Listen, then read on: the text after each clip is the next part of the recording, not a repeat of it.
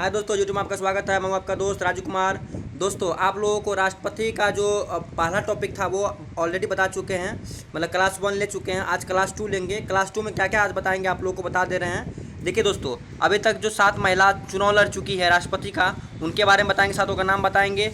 और राष्ट्रपति के जो चुनाव में भाग लेते हैं MP MLA, तो MP MLA के वोट का वैल्यू कितना होता है, एक वोट का वैल्यू कितना होता है, MP के वोट का वैल्यू कितना होता है, उनको बताएंगे। उनके फार्मूला के बारे में दोस्तों बताएंगे कि सांसद का वोट का मूल्य कितना है। और दोस्तों ये भी बताएंगे कि कुल मूल्य कितना प्राप्त करना होता है राष्ट्रपति बनने के लिए, उनके बारे में भी आज बात करेंगे हम लोग। और दोस्तों, राष्ट्रपति के अगर निर्वाचन से संबंधित अगर कोई तरह का वाद विवाद होता है तो वो किनके तहत सुनवाई होती है, सर्वोच्च न्यायालय किस अनुच्छेद के तहत सुनवाई करते हैं, उनके बारे में बताएंगे दोस्तों।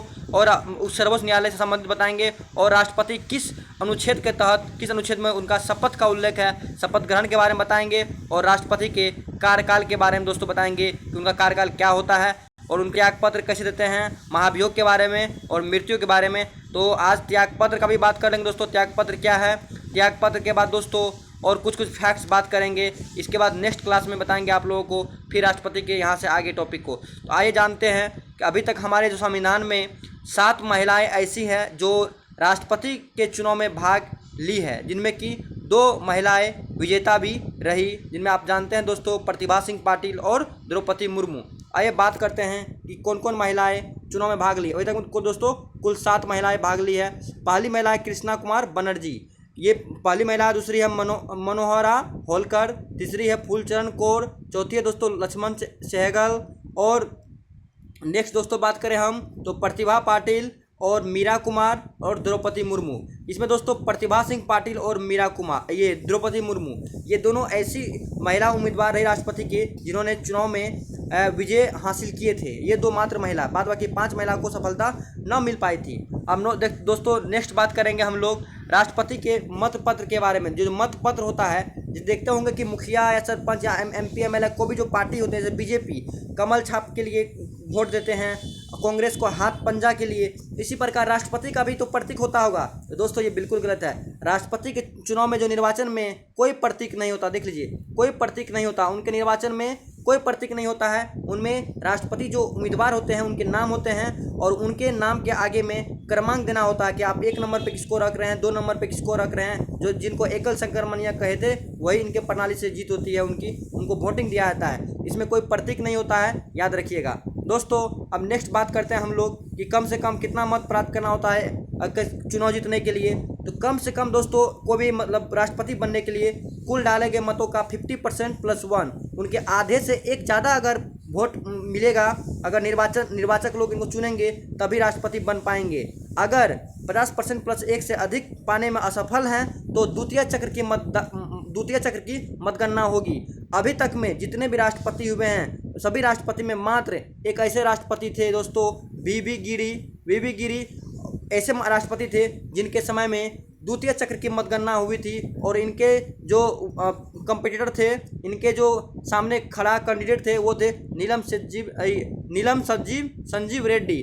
ये दोनों की मतगणना के टाइम में दोस्तों द्वितीय चक्र की मतगणना करनी पड़ी थी, क्योंकि पहली चक्र की मतगणना में कोई भी उम्मीदवार मतलब कि पूर्ण बहुमत, मतलब कि पूर्ण सीट नहीं ले पाए थे, यानी कि आधा से 1 सीट अधिक नहीं ला पाया था, जिस कारण से द्वितीय चक्र की मतगणना हुई। अभी तक में मात्र यही एक राष्ट्रपति हैं वीवी गिरी जिनके चुनाव में, जिनके गणना में द्वितीय चक्र की गणना हुई। अब दोस्तों नेक्स्ट बात करेंगे हम लोग कि MLA, आप देखते हैं दोस्तों विधायक होता है और इसमें राष्ट्रपति के चुनाव में जो विधानसभा के जितने विधायक होते हैं सिर्फ निर्वाचित इलेक्टेड, और राज्यसभा लोकसभा के MP ये सभी भाग लेते हैं, केवल व केवल निर्वाचित। ये जो भाग दोस्तों लेते हैं तो उनका वोट का कोई ना कोई मूल्य होता होगा, वैल्यू होता होगा।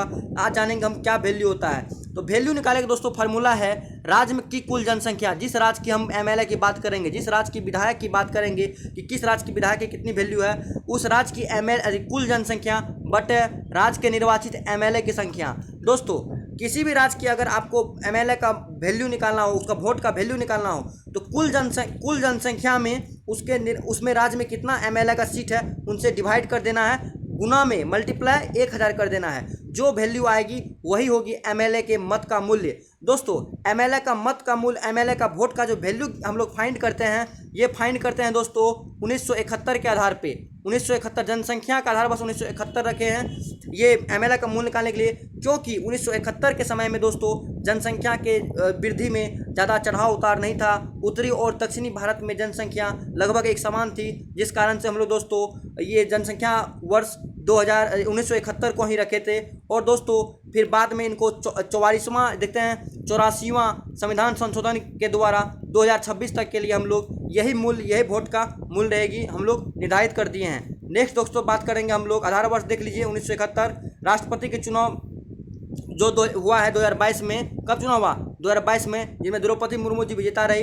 इनमें बिहार का जो एक एमएलए जो वोट दिए उनका मूल्य था 173 यानी 173। इनका मूल्य कैसे निकला दोस्तों? कुल जनसंख्या बटे बिहार में कितना है सीट एमएलए का 243 से डिवाइड गुना 1000 करके जो वैल्यू आएगा वो होगा 46। अभी वर्तमान 28 राज्य में सबसे अधिक अगर एमएलए का मत का वैल्यू कहीं का है वो है यूपी के एक एमएलए के वोट का मूल्य 208 है। और सबसे कम कहीं की अगर एमएलए का वोट का वैल्यू है वो सिक्किम है, और सिक्किम के देख लीजिए यहाँ पे मात्र केवल 7 वोट का वैल्यू है, मूल्य है। दोस्तों वोट का जो मूल्य है, मत का जो मूल्य है, ये डिपेंड करता है वहाँ की जनसंख्या पे प्लस वहाँ के विधान संख्या में कितने एमएलए इलेक्टेड हैं उनके ऊपर डिपेंड करते हैं कि कितना उनके मूल्य वैल्यू रहने वाले हैं। अब दोस्तों नेक्स्ट बात करते हैं हम लोग। देखिए हम एक्सप्लेन जो कर रहे हैं दोस्तों वो टोटली एक एक लाइन लिखा होगा। आप हो सके तो हम जो रोकते हैं तो आप उसको नोट करके लिख सकते हैं, नहीं आपको पीडीएफ चाहिए तो हम आपको लिंक प्रोवाइड करेंगे, कमेंट कीजिएगा, लिंक देंगे तो लिंक के माध्यम से आपको हम भेज देंगे। दोस्तों नेक्स्ट बात करते हैं राष्ट्रपति के जो चुनाव 2022 में हुए उनमें विधायक की जो विधायक थे एमएलए थे उनके पूरे देश के जो विधानसभा हैं उनके एमएलए यानी कि कुल मूल्य कितना था वो था 5,43,231। वर्तमान समय में जो चुनाव हुई 2022 में उसमें टोटल एमएलए के वोट का वैल्यू 5,43,231 है। और दोस्तों हम बात करते हैं आप सांसद यानी कि एमपी मेंबर ऑफ पार्लियामेंट, इनकी अगर वोट का वैल्यू की बात करते हैं, इनका वोट ऐसे फाइंड करते हैं, इसका वोट करते हैं टोटल विधायक जितने एमएलए हैं इलेक्टेड उन सभी का वोट का वैल्यू में टोटल लोकसभा राज्यसभा में जितने एमपी हैं एमपी से भागा देते हैं और जो फाइंड होता है वही होता है एमपी का वोट का वैल्यू। तो फाइंड दोस्तों कितना हुआ है 700। तो वर्तमान में अभी हमारे देश में एक सांसद जो है एक एमपी है उनका एक वोट का वैल्यू 700 है। और वर्तमान में कितने हैं दोस्तों 776 एमपी हैं और दोनों को गुना कीजिएगा तो 5,43,200। तो जान लीजिए अगर एक सांसद का वोट का वैल्यू पूछा जाएगा तो वो 700 है, और देश की कुल सांसद की वोट की वैल्यू पूछा जाएगा वो 5,43,200 है। अर्थात कुल सांसदों की मत का मूल्य देख लीजिए यहाँ पे 5,43,200 है। तो नेक्स्ट दोस्तों बात करेंगे हम लोग अब आगे राष्ट्रपति के चुनाव में कैसे जीत पाते हैं, राष्ट्रपति का कैसे फाइंड करेंगे, कितना वोट फाइंड करना होगा, वोट का वैल्यू फाइंड करना होगा। दोस्तों इसमें कुछ नहीं करना है, एमपी जो सांसद लड़े हैं उनके कुल मूल्य कितना था 5,43,200 और एमएलए का कुल मूल्य कितना था 5,43,231। उनमें डिवाइड कर देना है 2 से प्लस 1 ऐड करना है जो मूल्य आएगी वो राष्ट्रपति के लिए विजेता घोषित किया जाएगा, उसके आधे से प्लस 1 ज़्यादा। तो अभी इस पद्धति से देख सकते हैं आप यहाँ पे कि 5,43,216 वोट का वैल्यू जिस कैंडिडेट को प्राप्त होंगे वही राष्ट्रपति चुने जाएंगे।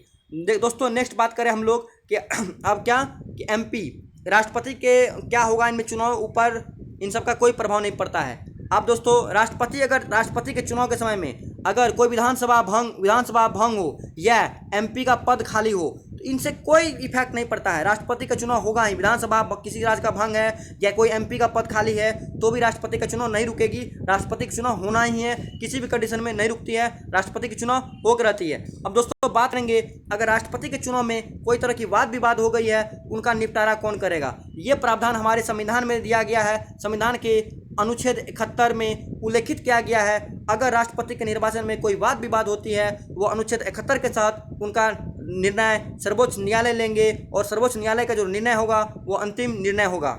ये उल्लेखित किया गया है सर्वोच्च न्यायालय के द्वारा। दोस्तों लेकिन एक कंडीशन है, सर्वोच्च न्यायालय भी कब लेंगे बता देते हैं। अगर राष्ट्रपति का चुनाव का परिणाम आ गया है परिणाम आने के 30 दिन के अंदर, ये देख लीजिए 30 दिन के अंदर अगर कोई खुद जो उसके उम्मीदवार थे, उनके जो विपक्ष उम्मीदवार थे, या वो या 20 प्रस्तावक या खुद वो उम्मीदवार 30 दिन के अंदर में उनको अपील करनी होगी, तभी जाकर के सर्वोच्च न्यायालय इन पे संज्ञान लेंगे, अन्यथा 30 दिन के ज़्यादा होने के बाद नहीं लेंगे। अगर मान चलिए चुनाव में राष्ट्रपति की चुनाव की पद्धति गलत पाई जाती है तो राष्ट्रपति का चुनाव अगर पद्धति गलत पाई जाती है, चुनाव को रद्द कर दिया जाएगा, राष्ट्रपति को अपदस्थ कर दिया जाएगा, राष्ट्रपति को हटा दिया जाएगा। लेकिन दोस्तों राष्ट्रपति के द्वारा किया गया कार्य, कोई भी कार्य को दोस्तों अनवैलिड नहीं करेगा, सभी कार्य वैध होगा, वैलिड होगा। जो भी उस दरमियान में राष्ट्रपति कार्य करेंगे सभी कार्य वैलिड होगा, सभी कार्य वैध होंगे, उसके लिए कोई दिक्कत नहीं है। और दोस्तों नेक्स्ट बात करेंगे हम लोग राष्ट्रपति के शपथ ग्रहण का। तो हमारे संविधान के अनुच्छेद 7 आर्टिकल 7 में भारत के राष्ट्रपति के शपथ ग्रहण की बात की गई है। राष्ट्रपति के शपथ ग्रहण कैसे लेते हैं दोस्तों? भारत का राष्ट्रपति का शपथ ग्रहण जो दोस्तों हमारे सर्वोच्च न्यायालय के मुख्य न्यायाधीश के द्वारा दिलवाए जाते हैं। और राष्ट्रपति जो शपथ लेते हैं वो लेते हैं रक्षा, प्रतिरक्षा, संविधान की रक्षा, प्रतिरक्षा और परिरक्षा, ये 3 वर्ड की शपथ लेते हैं। शपथ क्या लेते हैं? संविधान की रक्षा करने की, प्रतिरक्षा करने की और परिरक्षा करने की शपथ ग्रहण करते हैं। और ये शपथ ग्रहण करने के पश्चात राष्ट्रपति पद पे सुशोभित हो जाते हैं। अब दोस्तों बात करेंगे हम लोग दोस्तों राष्ट्रपति के दोस्तों कार्यकाल। यहाँ एक इंपॉर्टेंट काम दोस्तों, राष्ट्रपति का शपथ ग्रहण संविधान के आर्टिकल अनुच्छेद में उल्लेखित है। ये तीसरी अनुसूची में नहीं इसका उल्लेखित है, देख लीजिएगा, ये फंसा देगा आपको। तीसरी अनुसूची में इनकी प्रावधान नहीं है। अब दोस्तों राष्ट्रपति का कार्यकाल की बात करेंगे हम लोग, तो आर्टिकल 56 में इनके कार्यकाल के बारे में बताया गया है कि राष्ट्रपति का कार्यकाल 5 वर्ष तक होता है, 5 वर्ष से अधिक भी हो सकता है, जब तक कि उनके उत्तराधिकारी उनके पद को ग्रहण न कर ले। 5 वर्ष से पहले भी इनका पद खाली हो सकता है। वो तीन परिस्थिति में, एक त्यागपत्र दे करके, दूसरा महाभियोग होने पर, तीसरा मृत्यु होने पर, ये 3 परिस्थिति में राष्ट्रपति का पद खाली हो सकता है। दोस्तों अब क्लास 3 लेंगे, फिर यहाँ से जो आगे की टॉपिक है उनको हम राष्ट्रपति में सबको उल्लेखित करेंगे। मैं आशा करता हूँ कि ये वीडियो काफ़ी आप लोग के लिए हेल्पफुल रहा होगा, अच्छा लग रहा होगा या आप लोगों के लिए काफ़ी मददगार होगा। जरूर कमेंट कीजिएगा। अब PDF की जरूरत होगी तो हमको जरूर हमसे मांगिएगा, लिंक के माध्यम से हम प्रोवाइड कर देंगे। अभी के दोस्तों फिलहाल बाय बाय और जय हिंद।